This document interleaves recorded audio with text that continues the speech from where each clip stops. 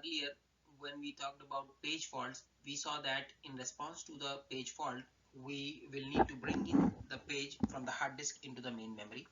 However, if the RAM is full, then before we bring in the new page from the disk, we need to first replace or evict an existing page from the RAM to make room for the new page coming from the hard disk. Now there are hundreds or perhaps thousands of pages in the RAM. How do we know which of these should be evicted out to make room? So page replacement algorithms are actually used to make this decision. They tell us which of these several frames or pages from the RAM should be evicted out to make room for the new page from the disk. In theory, there are many different page replacement algorithms, but here we'll talk about some of the popular ones. The simplest page replacement algorithm that can be used in practice is the first in first out algorithm. So as the name implies, with first in first out, if we have to evict one of the pages from the RAM, we'll select the page which was brought in first in the RAM, or in other words, we'll throw out the oldest page from the RAM to make room for the new page. So as an example, let's assume that this is our RAM and this has only 3 frames, 0, 1 and 2, and it is storing some pages in the main memory A, B and C. For the sake of this example, let us further assume that this C was brought in first, followed by B, followed by A. So A was brought in third or last and C was brought in first. Now let's say after some time we want to bring in a fourth page D into the RAM. However, RAM is full, so we need to evict something to make room for D. So with first in first out, we'll evict the oldest page. So recall that C was brought in first, so first in first out we'll evict C and bring in D here in C's position. It's a straightforward algorithm which is very simple to implement, which is one of the advantages of the first in first out algorithm. However, the main drawback of this first in first out approach is that a page that might be brought in pretty early but maybe it is still very popular, that can also be thrown out. So for instance, it is possible that a certain page contains global variables for a process, and this page was loaded at the beginning of the process execution, but these global variables are pretty popular and they are still being accessed throughout the process. But with first in first out, just because this page was brought in early on, it would be evicted even though it is needed again in the near future. So that is the main drawback. If you evict such a useful page, it will create additional page faults in the system. So it will slow down the execution of the process if you evict useful pages which are being accessed. So because of this downside, first in first out replacement is not typically used in practice. Now another possible page replacement algorithm is the min algorithm.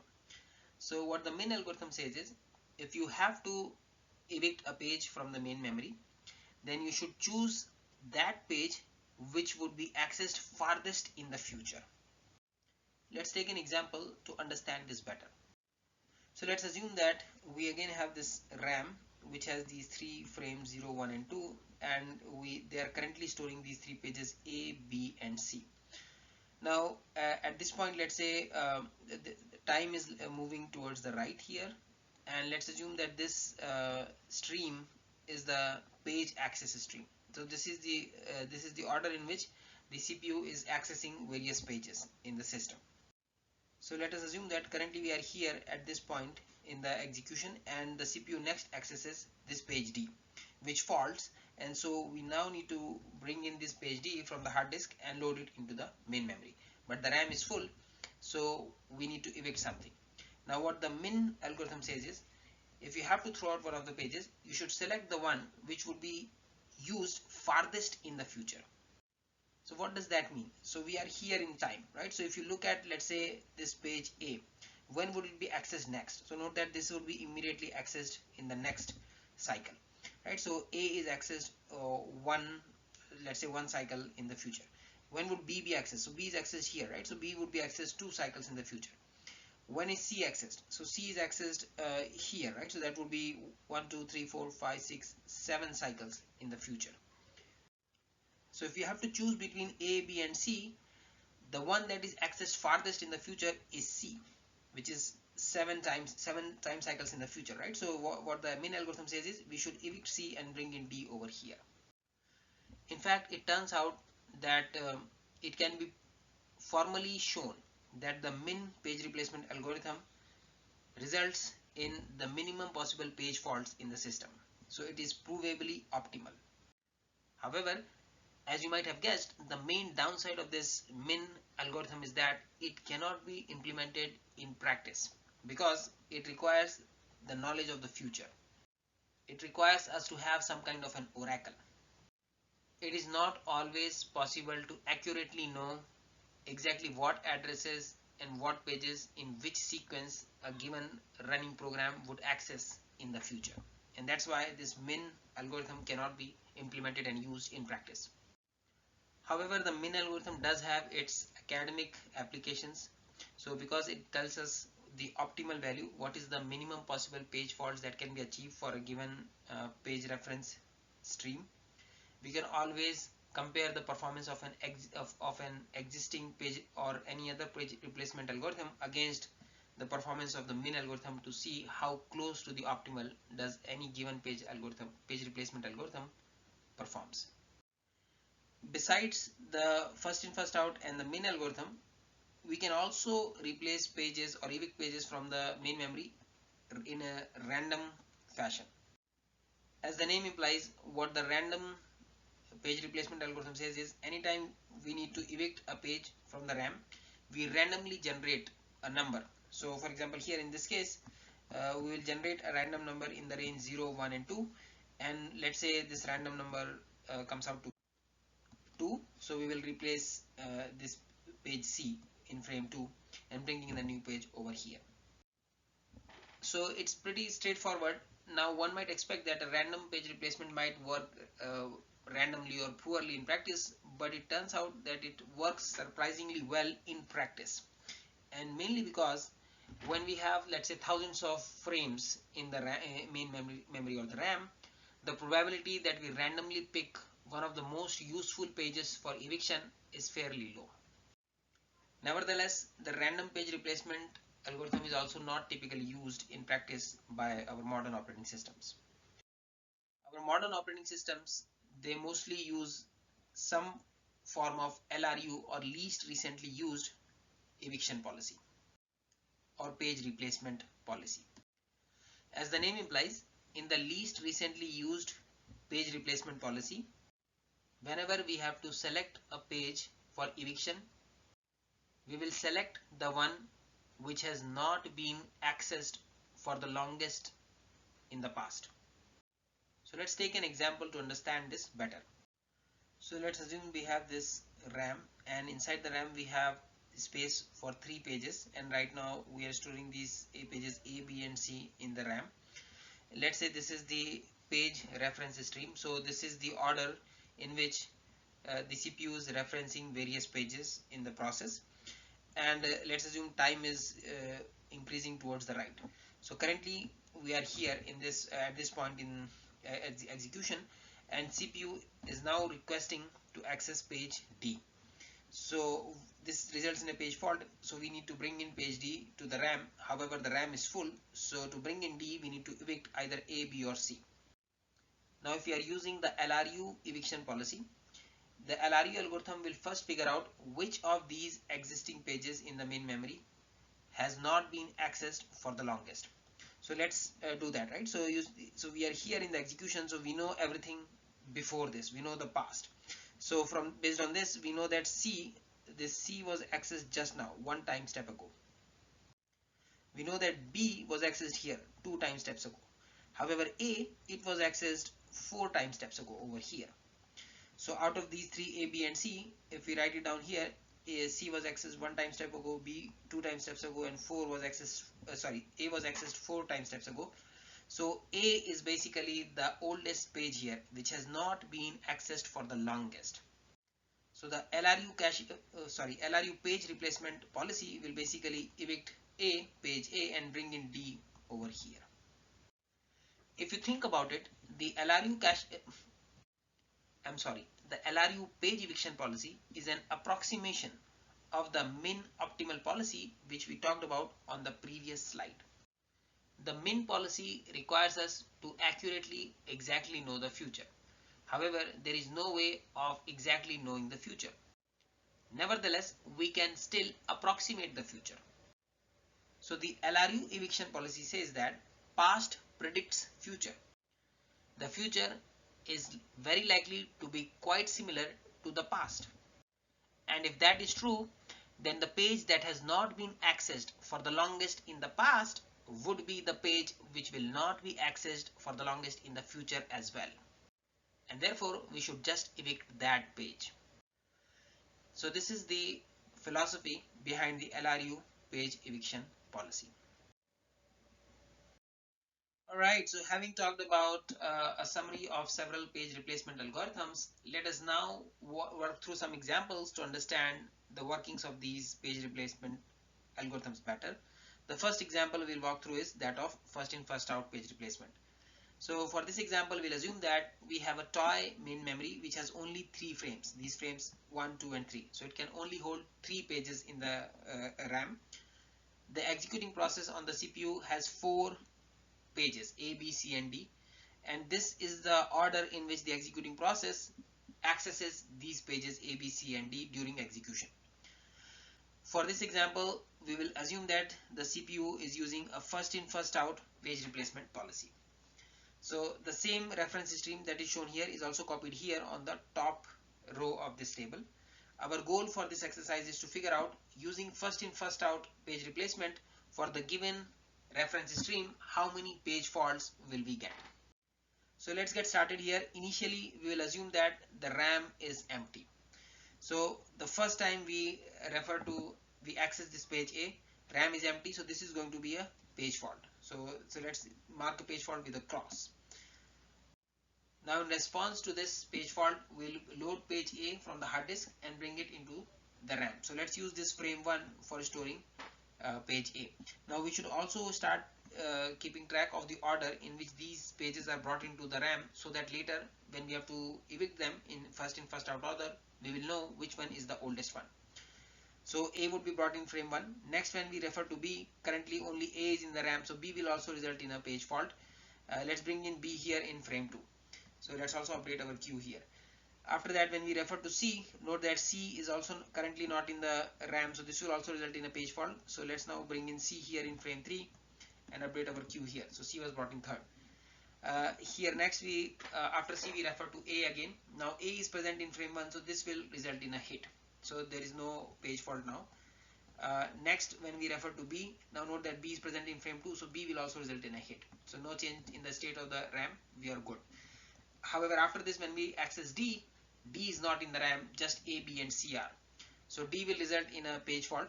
Now we need to bring in D in one of the frames. So let's use first in first out policy to evict one of these pages A, B and C. So from our queue here, note that A is the oldest page in the RAM. So according to this first in first out policy, we'll replace A. In place of A, we'll bring in D. So now this A has been evicted and we brought in D over here. And other frames B and C, they are as it is. After this, we just now evicted A, but note that after D, we are again accessing A. So A will also result in a page fault because it is not in the RAM anymore. D, B and C are in the RAM.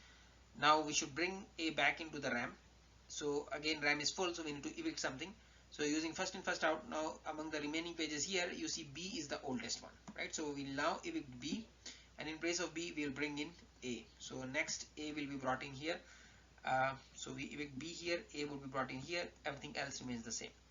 After A, we are now accessing D again. So D is present in frame 1, so no problem, we are good. This will hit. No change in the state of the RAM. After D, we are now accessing B. Note that only D, A and C are present in the RAM. So B will also result in a page fault. So we should bring in B. Now what should be replaced? Again, go back to the queue here. Note that C is currently the oldest page in the RAM. So we'll evict C. In place of C, we'll bring in B. So now 6th here in the queue we have B. D and A remain as it is. So we just now evicted C, but unfortunately we are again accessing C immediately after B. So we again need to evict something to bring in C. So C will also result in a fault. and now D is the oldest item here, so D needs to be evicted out, and in place of D we'll bring in this item C. So that's the 7th item here. So let's bring in C here. A and B remain as it is, and finally we access B, and fortunately B is in frame 3, so B will result in a hit. So let us count in total with first in first out how many page faults did we encounter. So each of the cross here is a page fault, right? So this is 1, 2, 3, 4, 5, 6 and 7. So there were 7 page faults with first in first out page replacement for this address stream, this page reference stream. Alright, so we worked out the first in first out policy. Let's now use the same example as on the previous slide, but this time instead of first in first out, we'll assume that we have a min page replacement algorithm. Recall, with the min page replacement policy, anytime we need to evict a page, we'll evict the one that would be accessed farthest in the future. Once again, we have the 3 empty frames in the RAM, and initially the RAM is empty, and we have the same address reference stream here. So the first time the CPU accesses page A, this is going to result in a fault because the RAM is empty. So let's bring in A over here in frame A. Next, when we access B for the first time, again right now only A is in the RAM, so B will also result in a page fault. Let's bring in B here in frame 2. And similarly, when we access C for the first time, currently only A and B are in the RAM, so C will also result in a fault.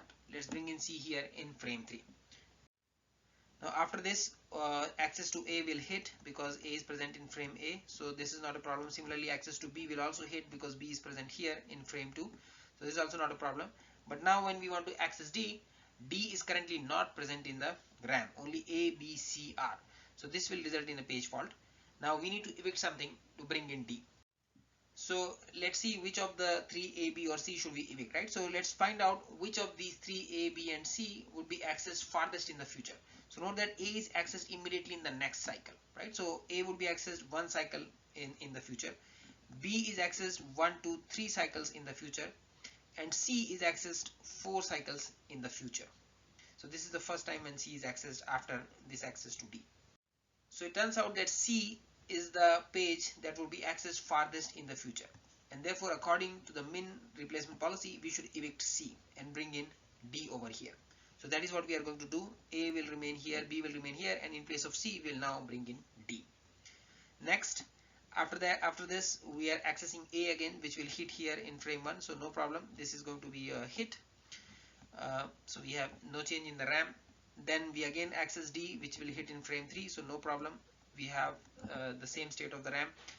Now the next access is to B, so again B is present in frame 2, so no problem, this is also going to be a hit. Now we have an access to C. So note that we had replaced C earlier, so this is going to result in a page fault. Now in this case, if we have to figure out which of the 3 A, B or D would be accessed farthest in the future. Now it turns out that B would be accessed immediately in the next cycle, so B cannot be evicted, but for A and D there is no reference in the foreseeable future because our address stream ends over here after B. So we can replace either A or B. There's not A or D, right? So we cannot replace B, but let's just replace A in this case. To break the tie, I'm randomly evicting A. So we'll bring in C over here, B and D remain as it is, and then after this, when we access B, this is going to be a hit because B is present here in frame 2, so this will hit. So let's count the total number of page faults here. So every cross is a page fault, so we have 1, 2, 3, 4, 5 page faults with the min page replacement algorithm for the same address reference stream and the same toy memory system. So recall, with the first in first out replacement policy we had 7 page faults, but that has gone down to 5 with the min replacement. Next, let us solve the same example for the Lru page replacement algorithm. We have the same address stream, and again we have the same toy memory system. Initially we'll start with an empty main memory. So again, the first reference to A would result in a page fault because the memory is empty, so let's bring in A here in frame 1.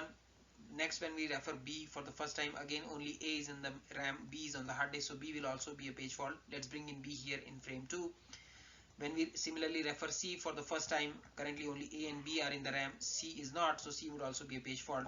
Let's bring it in frame 3 here. Now after this, when we access A, this would result in a hit because A is present here in frame 1.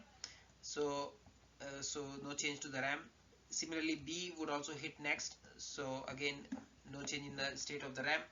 However, after this, when we access D, D is not present in the RAM, only A, B and C are, so this will result in a page fault. Now to bring in D, we need to evict either A, B or C. Now the LRU policy, recall the least recently used page eviction policy, says that we should throw out the page that has not been used for the longest in the recent past. So out of A, B and C, we need to now figure out which is the one that has not been used for the longest. So currently we are here in time. Now if you look back, B was used just one time ago. So B was used one cycle ago. A was used 2 cycles ago over here, right? So A was used 2 cycles ago, and C was used here 3 cycles ago. So C was used 3 cycles ago. So out of A, B and C, C is the one that has not been used for the longest, and therefore LRU would choose C for eviction.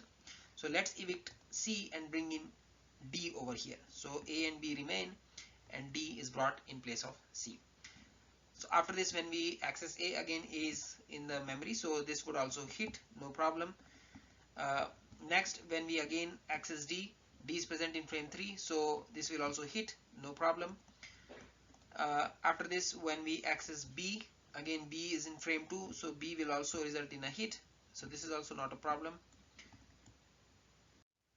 However, when we now try to access C, C is not in the RAM, so this will result in a page fault. Now again we need to evict one of A, B or D to bring in C. So let's figure out which of these three is the oldest, the one that has not been accessed for the longest. So B was accessed just one cycle ago.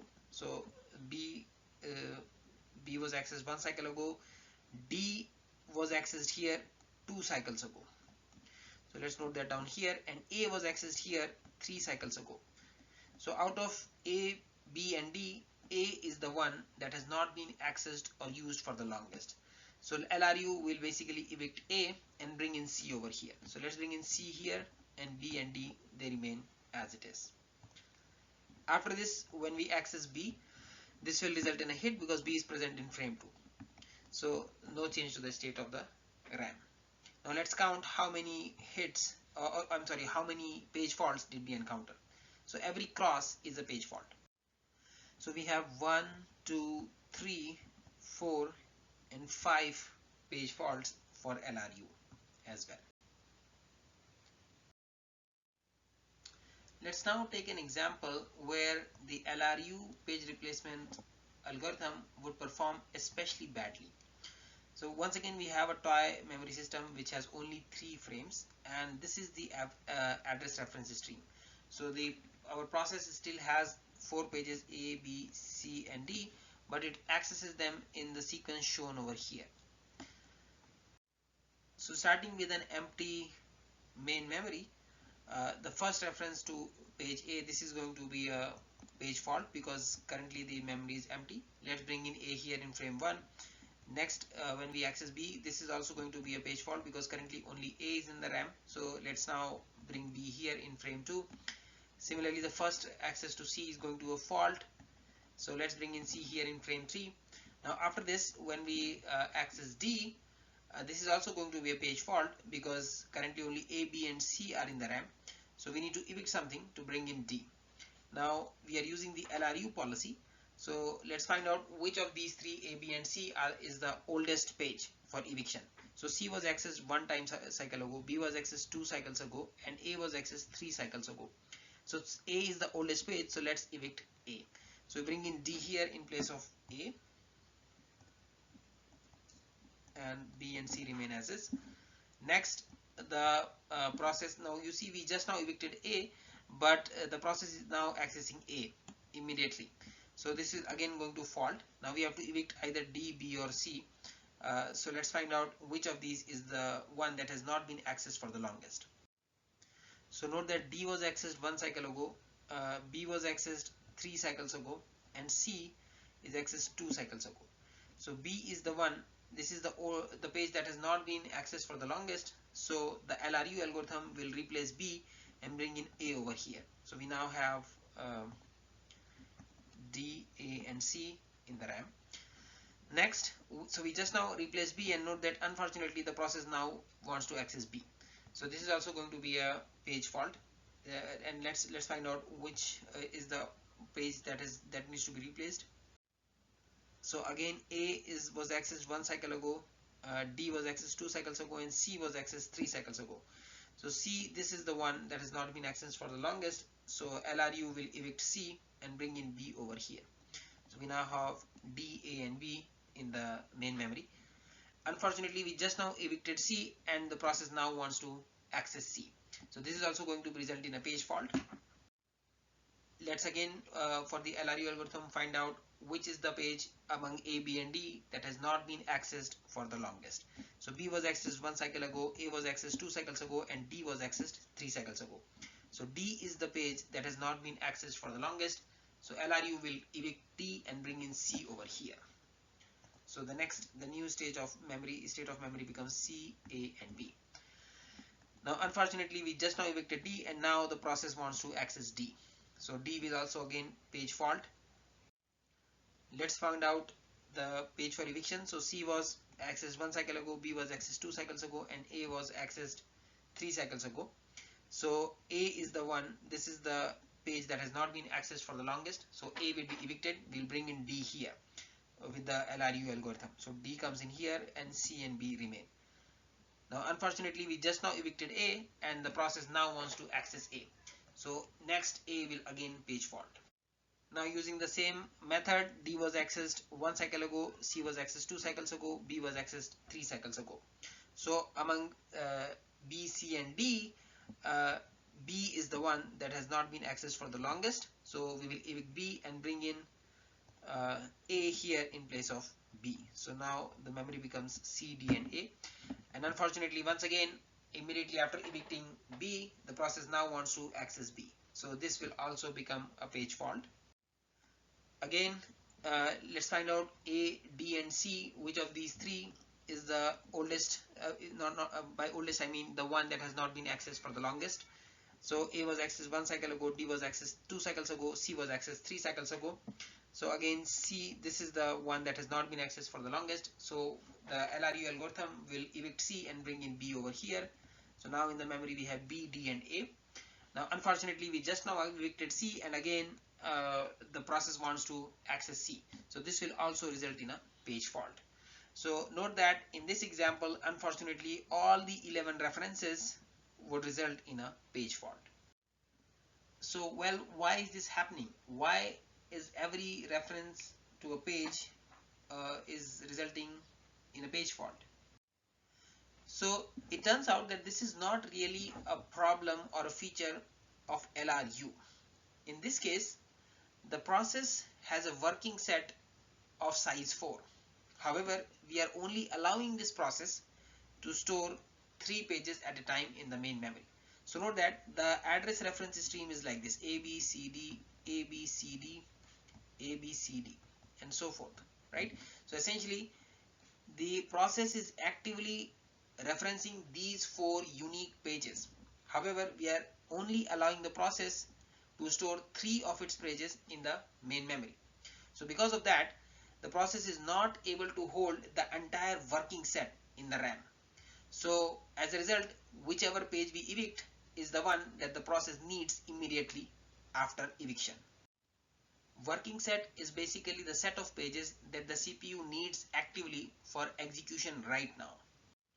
In general, if the working set of a process does not fit completely in the RAM, then we would expect, or we would see, a large number of page faults. Now this problem fortunately can be easily fixed if instead of 3 frames we allowed this process 4 frames in the RAM. So if the process could store 4 pages in the RAM, then this problem will go away. We'll again see very few page faults for the LRU algorithm. So based on what we have seen so far, in general, if we allow a process to store more pages in the RAM, then we would expect the total number of page faults for that process to go down. However, unfortunately, that is not true for all the page replacement algorithms. For instance, for first in first out page replacement, sometimes if you increase the number of pages that a process using first in first out page replacement can store in the main memory, its page faults can actually go up instead of going down. So let's work out this example to understand this phenomena better. So in this case, we have this address stream, and we are going to work out two scenarios assuming a first in first out page replacement. In the first scenario, we are assuming that the process is able to store only 3 pages in the RAM. So this is the first scenario. And in the second scenario, we'll assume that the same process for the same address stream is allowed to store 4 pages in the main memory. And let's see what happens. Does the number of page faults increase or decrease? So let's start with the first scenario over here. So initially, again, the RAM is empty, and in the first scenario the process has only 3 frames. It can only store 3 pages in the RAM. So the first access to page A, this would result in a page fault because RAM is empty. Similarly, the first access to B would result in a page fault because only A is in the memory. So let's now bring B here in frame 2. Again, first access to C would result in a page fault. So let's now bring in C here in frame 3. Next, we access D. Now note that in order to figure out which of these pages is the oldest, we need to keep track of the queue, right? So recall that A was accessed first, it was added first to the RAM, then B was brought into the RAM, and then C was brought in. Now if we want to bring in D, we need to replace one of these 3. So using first in first out, A is the oldest one, the one that was brought in first, so we'll replace A, we'll evict A and bring in D here. So D will come in next.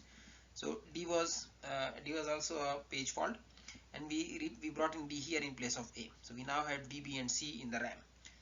After this, so we just now evicted A, and unfortunately we now need to access A again. So this would also result in a page fault. Now after among B, C and D, B is the oldest. So let's evict B and bring in A here in place of B. So let's bring in A here. We now have D, A and C. After this, we just now evicted A, and we now need we just now evicted B, and we unfortunately now need to access B. So this will also result in a page fault. Now among the pages C, D and A, C is the oldest one. So let's evict C and bring in B over here. So we'll bring in B here in place of C, and D and A remain as it is. After this, we are accessing E. Now E is so far not accessed. This is the first access, so this is also going to result in a page fault. So let's evict something. Now again, D is currently the oldest page, so let's evict D and bring in E over here. So E comes in after B in the queue. We now have E, A and B in the RAM. Now the next access is to page A. This is going to be a hit because A is present in frame 2. So this is a hit. No change to the state of the RAM. After this, we have an access to B, which is also going to hit in frame 3. So again, no change to the state of the RAM. Then we have an access to C. Again, C is currently not present in the RAM, so this is going to be a page fault. So A is currently the oldest frame in the RAM. So let's evict A and bring in C over here. So we'll evict A, and after this we bring in C over here. So C is here, and in addition we have E and B in the RAM. After C we access D. Now unfortunately D is not currently in the RAM, so this is also going to be a page fault. And now among the pages that are present, B is the oldest, so let's evict B here and bring in D in place of B. So after C we have D here in the queue, and E and C remain as is.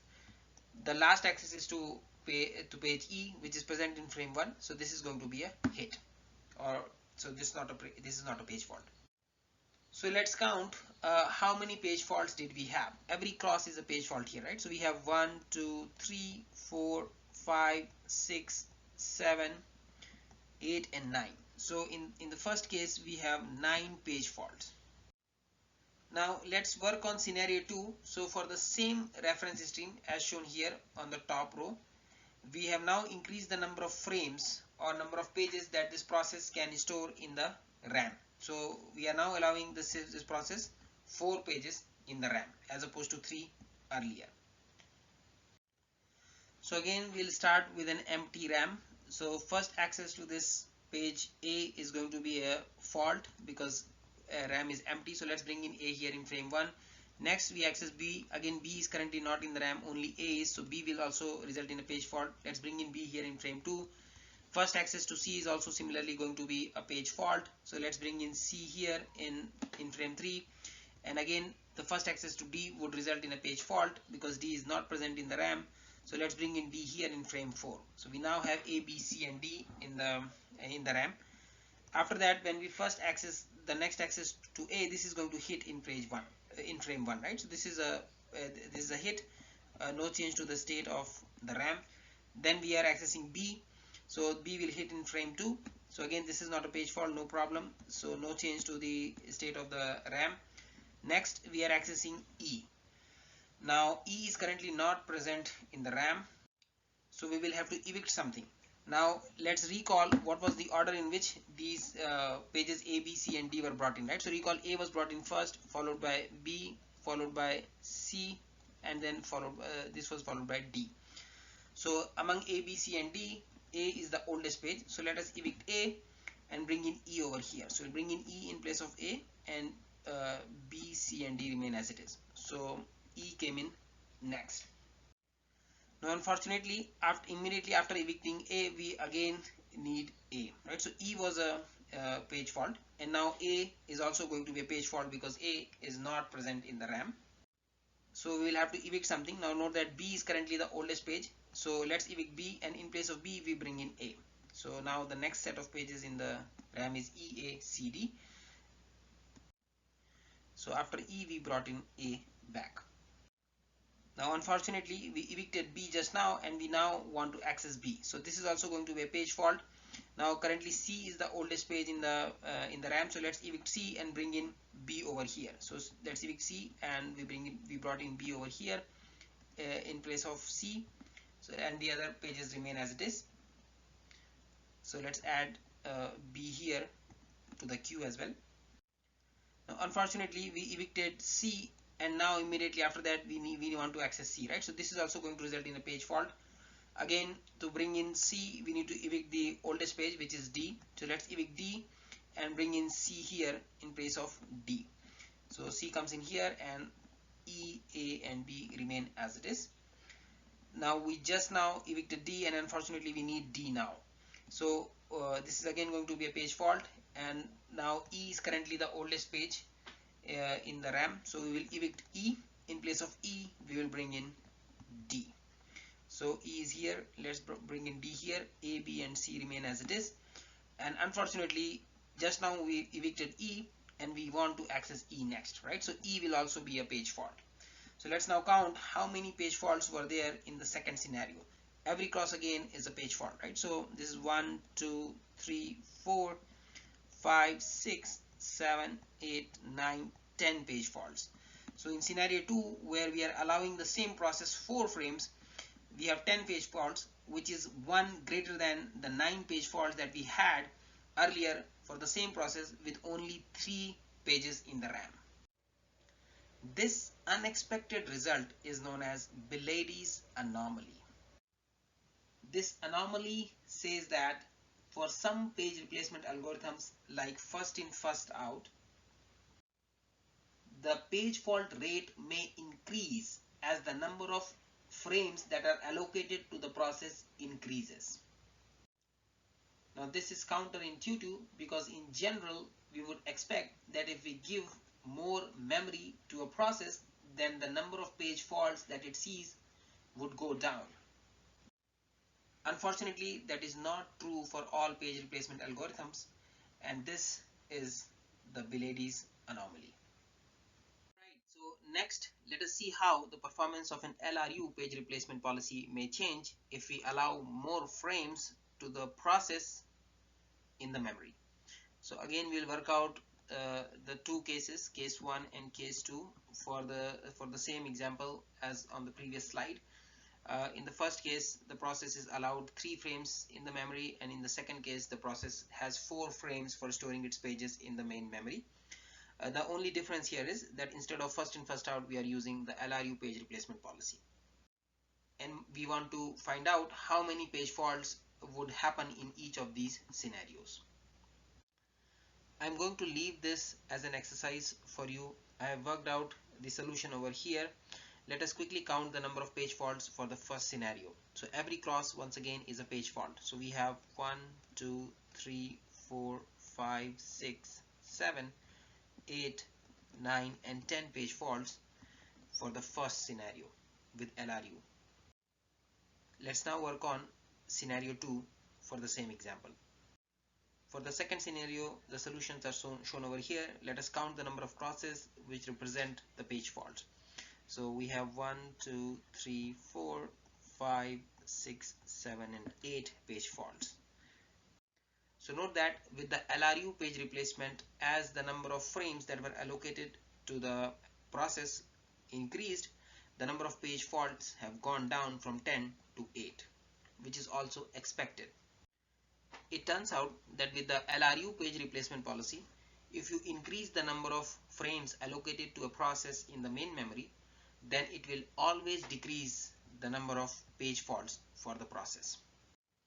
I should add saying that the number of page faults will either decrease or they will remain the same. They cannot increase. The page faults cannot increase if you have increased the number of frames allocated to the process when using the Lru page eviction policy. So the question is, why is that? This is happening because with Lru page eviction policy, as the number of allocated pages in the main memory increase, the content for that process which is present in the memory would be a superset, strict superset of the contents for the same process in the memory with fewer number of pages. So what does that mean?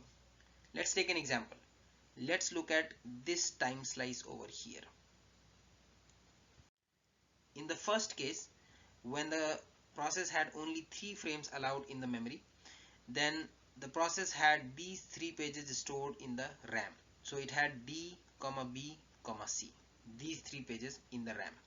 As opposed to this, in the second scenario, when it had 4 pages allocated in the RAM, the content of this process present in the RAM became A, B, C and D, these 4 pages. Note that this second set we have here is a strict superset of the first set. So note that the second set, it has D, which was present here. It also has B, which was already present in the previous set, and it also has C. And in addition to that, it has A, which was not present in the previous smaller set. Therefore, this second set is a superset of the previous set. Let's take one more example, right? So let's focus on this particular slice over here. So in the first case, the 3 pages that are present in the main memory are E, A and B. After increasing the number of frames to 4, the set of pages for this process that are present now are A, B, E and D, these 4 pages. So note that again this second set is a superset of the previous set, right? So in the first set here we had E is already present here. We had A is also present here, and we had B earlier, so B is also present here. And in addition to this, we have D, which was not present earlier. So this second set, after increasing the number of frames in the memory, is a strict superset of the earlier set of pages in the memory with fewer frames. Because of this property in the Lru page eviction policy, if we increase the number of allocated frames for a process, the page faults would either remain the same or they would go down. They cannot increase. I should also point out the reason in the Lru page eviction policy the bigger set is always a superset of the smaller set is that the Lru page eviction looks at the access patterns.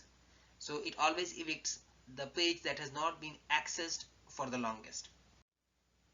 Hence, if you have greater number of frames available in the main memory, you would be able to save more older pages. You would have longer history. Therefore, you couldn't possibly do worse.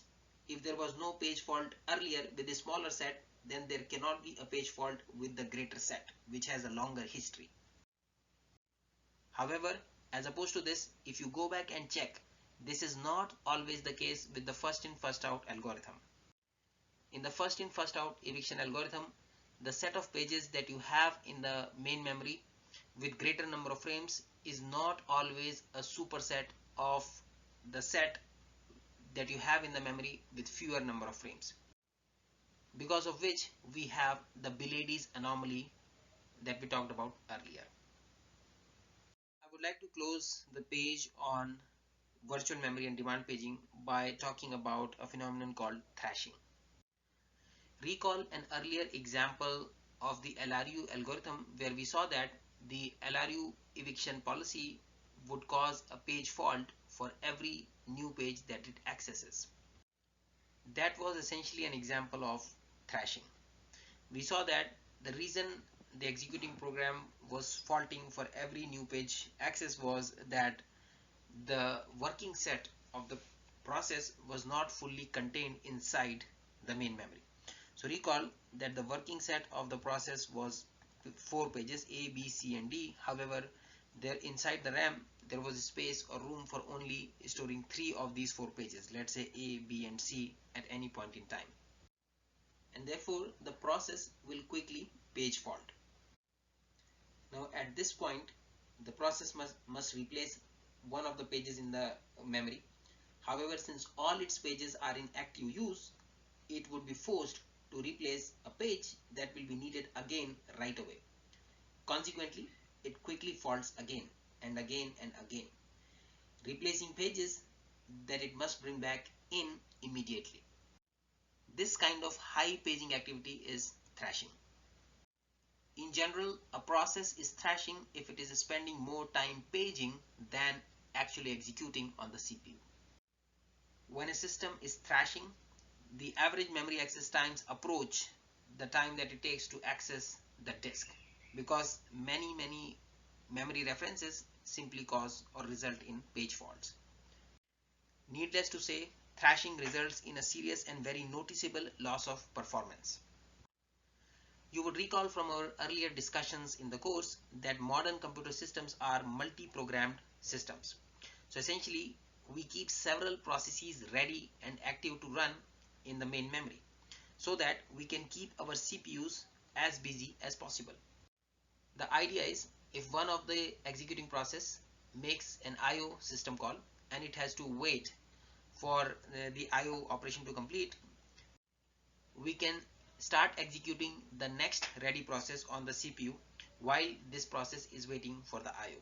So this way we can keep our CPUs busier and the overall CPU utilization would increase. So this is the basic idea behind multi-programming. Recall the degree of multi-programming is essentially the number of processes which are ready to run in the main memory. In the graph shown over here, the x-axis is the degree of multi-programming increasing towards the right, and the y-axis is the CPU utilization. As the graph shows, as the degree of multi-programming increases, the CPU utilization also increases initially and until it reaches some maximum point over here. Now initially we are seeing these gains in the CPU utilization because as more and more processes are ready to run in the main memory, we can keep our CPU busier. However, after this point, if we further increase the degree of multi-programming, if we bring in more processes in the main memory for execution, the CPU utilization drops sharply. Why is this happening? Now this plunge is because thrashing has set in the system. Now this is happening mainly because note that we have a fixed size of main memory. As we go on increasing the degree of multi-programming, essentially as we go on bringing more and more processes inside the RAM, this fixed RAM or main memory is shared across all of these processes.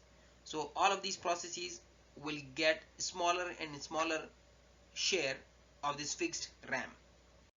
And at a certain point, many of these processes that are sharing the RAM will not be able to contain their entire working sets inside the RAM, and therefore they would start thrashing and the overall system throughput would plunge.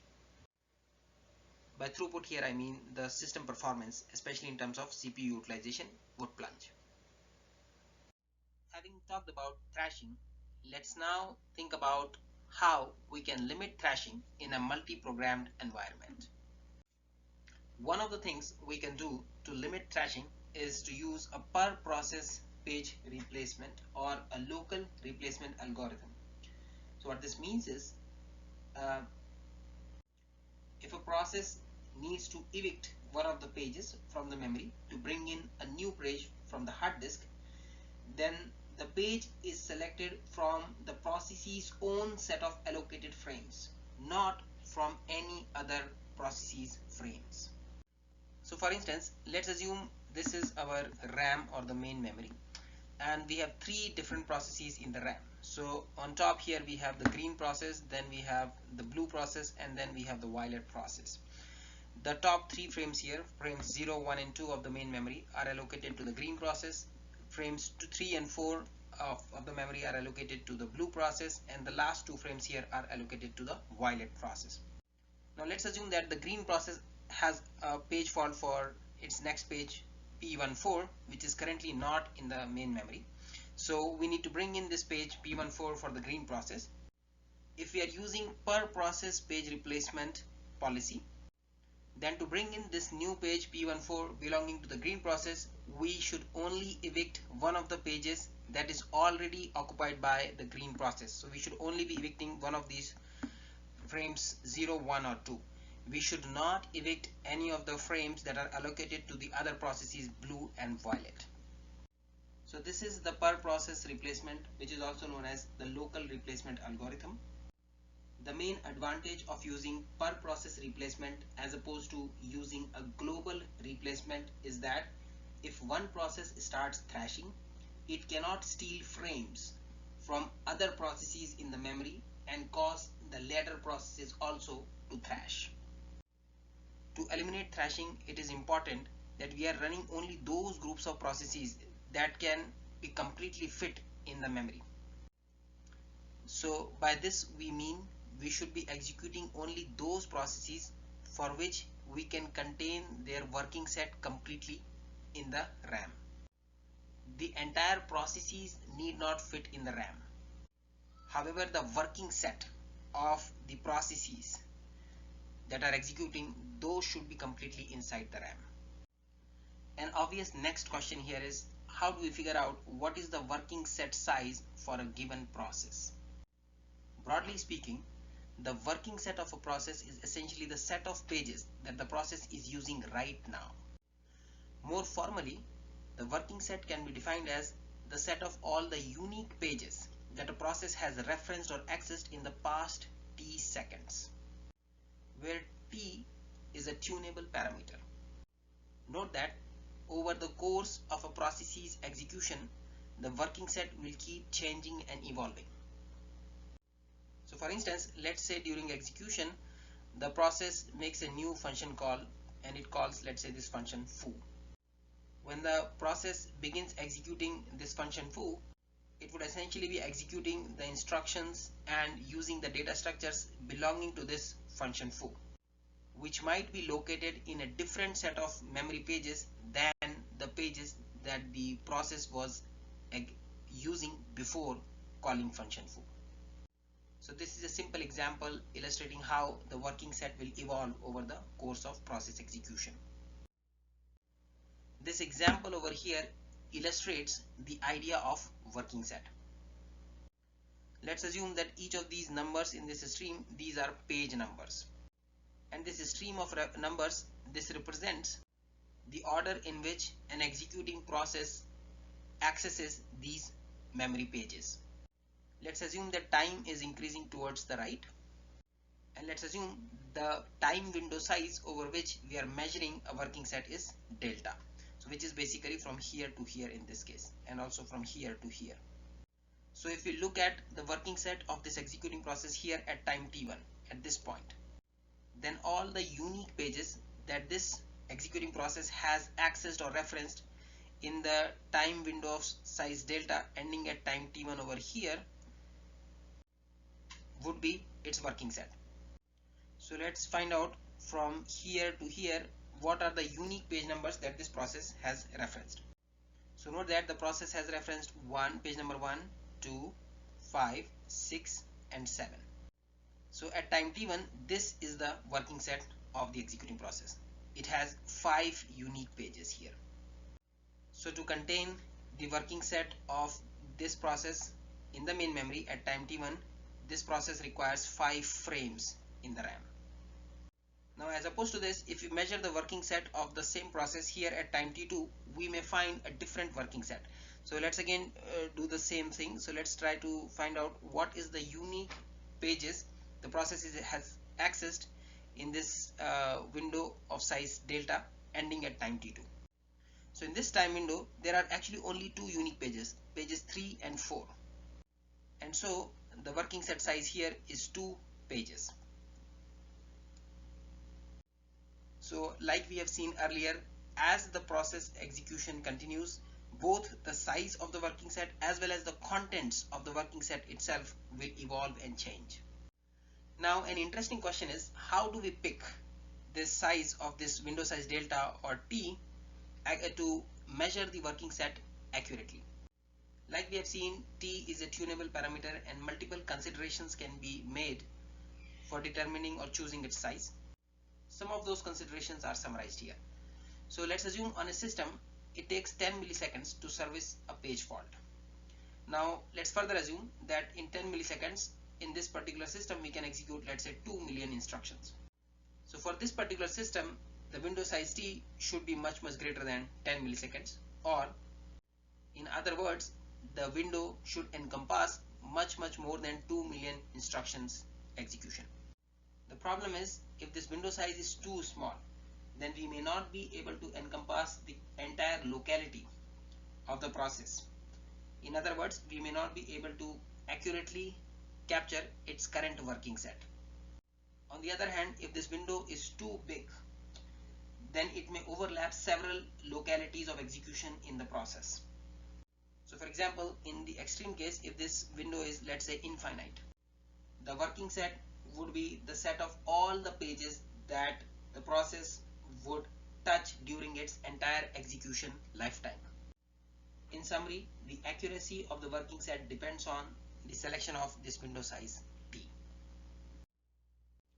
Having talked about the working sets, I should point out that accurately computing working set of executing processes could be expensive or tedious, and therefore a more direct approach to prevent thrashing is to track the page fault frequency of each process or each executing process in the system.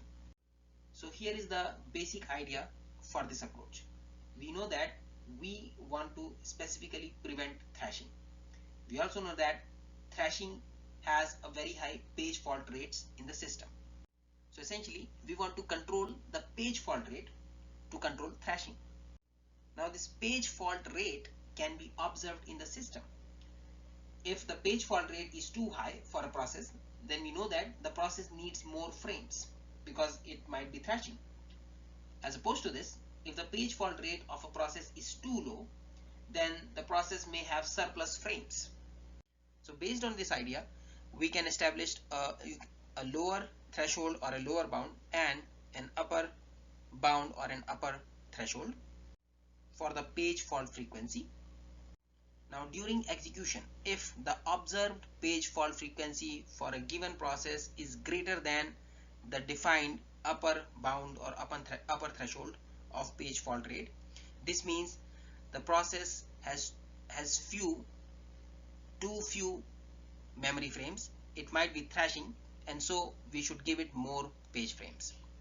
As opposed to this, if the observed page fault frequency of a process is less than the lower threshold for the page fault rate, this means that the process has surplus memory frames, and therefore we should take away some of the frames from this process and distribute these frames among other processes in the system. So this is the basic idea using which we can directly measure and control the page fault rate to prevent thrashing. Note that the overall goal of the operating system is to ensure that across all the executing processes in the system, the average time between page faults should be equal to the time it takes to handle a page fault. Sometimes it is possible that the overall page fault rate increases in the system and there are no free frames available in the main memory. Everything is occupied. So in this case, we must select and suspend one or more of the executing processes to free up the frames in the memory, in the RAM, and these freed frames can then be distributed to the other remaining executing processes that are seeing high page fault rates to decrease their page faults. The page fault frequency approach that we talked about here is also summarized over here in this graph. So in summary, there are a number of benefits of demand paging or virtual memory. We have seen that with virtual memory, the address space of the process can be larger than the size of the physical memory that is present in the system. We have also seen with virtual memory or demand paging, the entire process does not need to be loaded inside the RAM. We only need to load those portions of the process which the CPU need to access right now for executing the process. And therefore, the processes can start faster. There is less time spent in loading the process. We do not need to bring in the entire process from the hard disk to the main memory. We have also seen that with demand paging or virtual memory, processes can also share the memory more effectively among each other. So recall we looked at an example where just one copy of a library needs to be in the main memory, and this can be shared among many processes in the main memory which are using the same library. So this reduces the amount of memory which is needed for storing the library, and it also reduces the cost of context switches. So because if one process which was using the library is swapped out, and let's say another process which uses the same library is swapped in, or it is allocated to run on the CPU, then we do not need to reload the library. The library is already present in the RAM. And in general, if we use a good page replacement algorithm, for example the Lru page replacement, then it can reduce the number of page faults that a process would see and improve the overall performance. So this is a quick summary of what we have seen for demand paging or virtual memory in our systems.